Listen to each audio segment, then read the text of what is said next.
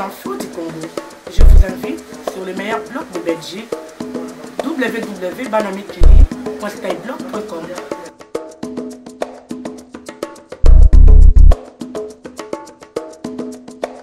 Ousmane, c'est que ce qui se passe aujourd'hui au Burkina Faso est très suivi ailleurs sur le continent et pour cause. 4 chefs d'État au moins envisagent actuellement ou préparent déjà des réformes constitutionnelles pour se maintenir au pouvoir. C'est le cas du Congo-Brazzaville, du Burundi, de la RDC et du Bénin. On fait le tour avec Philippe Randrianarimanan.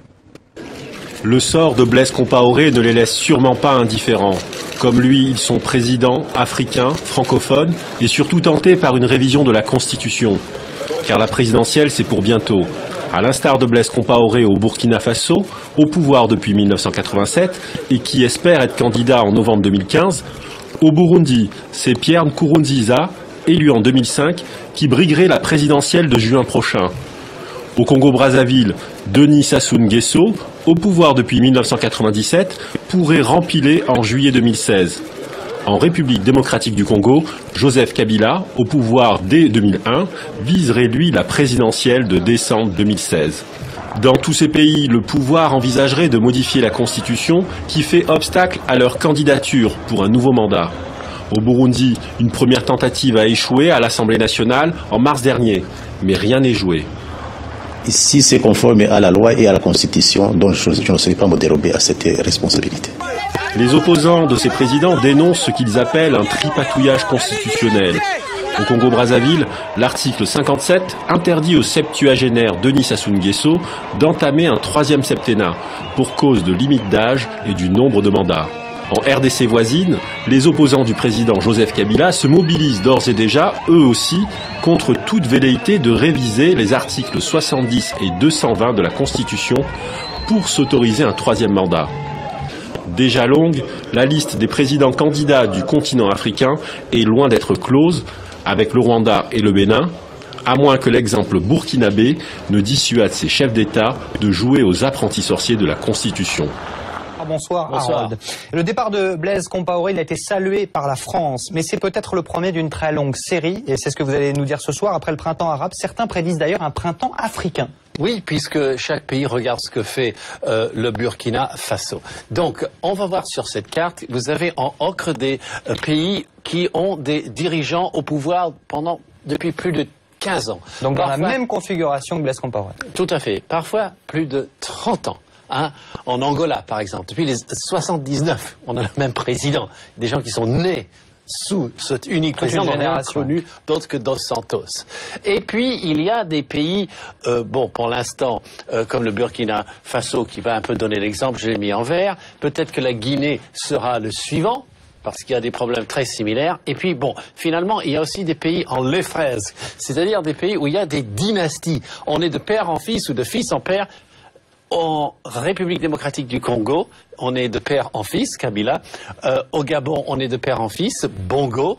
En Guinée équatoriale, qu'on voit très mal, c'est la dynastie Obiang. Et au Togo, vous avez Eyadema qui a succédé à Eyadema. Donc on pourrait imaginer que tous ces pays suivent dans la même mentalité que ceux qui ont renversé Blaise Compaoré. Il y a une possibilité. Quels sont les plus connus pour nous, pour les Français? Alors, pour l'instant, de loin le plus connu, mais ils ne sont pas archi connus. On regarde sur cette photo, c'est Joseph Kabila qui a succédé à son père assassiné à la fin des années 90 et il reste en place. Il a été élu dans des élections, enfin le Congo République démocratique est immense, donc les élections sont toujours des pagailles monstres, mais il a été élu et réélu. Maintenant il veut outrepasser la Constitution, la changer, pour continuer à se faire élire. Donc ça, c'est ça qui a entraîné la chute de Compaoré, de vouloir réviser la Constitution pour rester au pouvoir. Voilà, et ça aussi, c'est un ingrédient de la zizanie. Donc, pour revenir un peu sur notre cas de l'Afrique, pourquoi le Burkina Faso est-il si important, vous allez me demander? Ben je vous le demande ce soir, Harold. Car le Burkina Faso est une espèce de... On appelait la Prusse de l'Afrique de l'Ouest. Parce que pendant un long moment, ils avaient l'influence sur la Côte d'Ivoire. Hein. Alassane Ouattara est lié au Burkina Faso, très très lié. Ils ont des soldats au Mali avec les forces internationales, mais des soldats qui font beaucoup de choses parce que ces deux pays sont pratiquement liés. En fait, tout ça, c'est presque comme un pays. Donc, ce qui se passe ici fera naturellement tache d'huile tout autour, et c'est pour ça que c'est le précédent que nous connaissons. C'est un peu la Tunisie de l'Afrique de l'Ouest. La colère a béni dans l'est de la République démocratique du Congo. Une fois de plus, les habitants ont manifesté hier contre les violences à répétition. Dans la nuit de samedi à dimanche, 10 personnes au moins ont encore été massacrées. La population est excédée. Elle a essayé de s'en prendre aux bâtiments publics hier avant de faire tomber une statue de Joseph Kabila. Le président était en visite à Béni ces derniers jours. Il a promis d'agir et notamment il a mis en place un cessez-le-feu. Mais il n'a pas réussi à apaiser les craintes. Et les habitants veulent comprendre ce qui se passe depuis quelques semaines à Béni et dans ses environs. Léa-Lisa Vesterhoff. Qui est responsable de ces tueries macabres? Voilà la question que tout le monde se pose à Béni. Pour les autorités, pas de doute, il n'y a qu'un seul groupe armé actif dans la zone, les rebelles ougandais des ADF. Chaque nouvelle attaque leur est donc systématiquement attribuée. Mais dans la ville, de plus en plus de personnes s'interrogent. Le mode opératoire de ces dernières tueries est différent de celui qu'a adopté la rébellion ougandaise ces dernières années. L'usage de la machette pour tuer ou encore le meurtre de civils en pleine ville, voilà des éléments nouveaux. Des éléments qui portent à croire qu'un autre groupe pourrait être derrière ces attaques ou que la nébuleuse ADF coopère avec d'autres personnes. Et pour commencer, cette accusation donc lancée par un ancien ministre congolais envers l'armée dans le Nord Kivu. Après le massacre ce mois-ci de 80 civils sur le territoire de Béni, Mbusa Nyamwisi, qui en est originaire, estime que non seulement les soldats font preuve d'incompétence, mais qu'ils pourraient être complices des rebelles ougandais des ADF Nalu. L'ancien patron de la rébellion RCD-KML accuse notamment de complicité le général Mundos, le commandant de l'opération Sokola, censé pourtant lutter contre les ADF. Autre élément qui vient compliquer l'enquête sur ces attaques, aucun assaillant n'a été capturé vivant. Depuis septembre, il n'y a également eu presque aucune libération d'otages qui aurait pu donner des indices sur l'état de la rébellion ougandaise. Seule certitude, ces attaques semblent destinées à créer la panique et exposer les faiblesses de l'État pour assurer la sécurité dans la zone. Non seulement elles ne se sont pas arrêtées pendant la visite du chef de l'État à Béni, mais il aura suffi de quelques heures après son départ pour que 10 personnes au moins soient tuées. Mbusa Nyamwisi demande donc une enquête indépendante au micro de Sonia Rollet.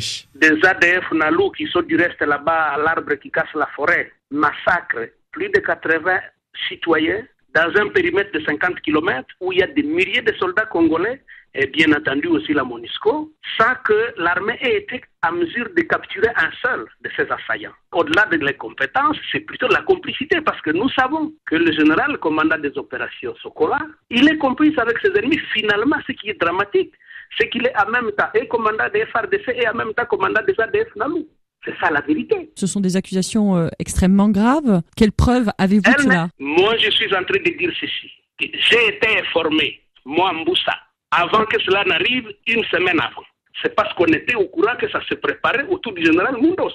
Et je vous informe qu'on a même averti certaines autorités régionales pour dire attention, il se prépare des choses à Béni. Malheureusement, je dois le reconnaître, je n'ai pas averti Kinshasa, mais Kinshasa, vous savez, il y a des réponses toutes faites. C'est la politique de bouc émissaire, on sait ça doit être qui. Vite, ce sont des ATF. Il faut interroger la réalité. Ça, c'est l'arbre qui cache la forêt. Il faut une enquête. Il y a eu un crime contre l'humanité. Une enquête doit être menée. Les gens parleront. Alors, nous sommes fatigués de ce gouvernement en place. Le peuple congolais est fatigué, totalement fatigué, jusqu'à la moelle épinière. La révolte du Burkina est un cas école. Si Blaise Compaoré avait réussi à se maintenir au pouvoir, d'autres chefs d'État africains vieillissants auraient pu imiter son exemple. Au Burundi, au Rwanda, au Bénin ou encore au Congo. Mais après un tel avertissement, ils hésiteront sans doute à franchir le pas. Et on lance un message fort à tous les présidents africains qui sont là depuis plus de 20 ans et qui pensent que non, c'est un pouvoir à vie. Non.